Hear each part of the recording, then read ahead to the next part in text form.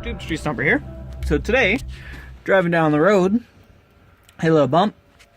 I hear a clunk. Quite the clunk, to be exact. And I thought, oh boy, what do we got going on here? I thought maybe a bad shock or maybe a ball joint or something. So then I got home and I crawled underneath and have a look at that. Sway bar link is completely broken off. That's just even sitting in there. Unbelievable. Completely snapped right off.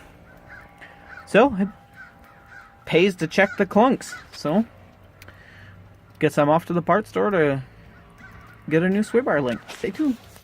So here we are back from the auto parts store. We have a what the heck is the brand? That brand is like $10 or something.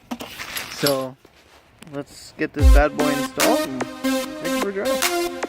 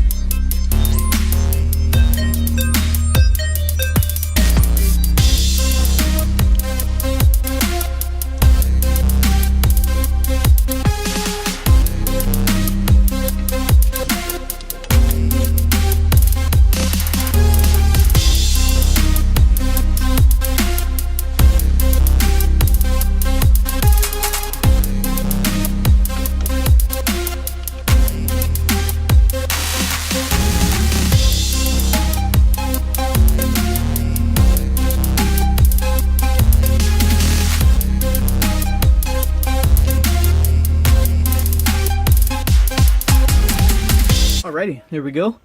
All torqued to spec, everything bolted in. Time to take it for a little rip around the block and see if our clunk has gone away. Please stay tuned, rate, comment, and subscribe. Thanks, YouTube.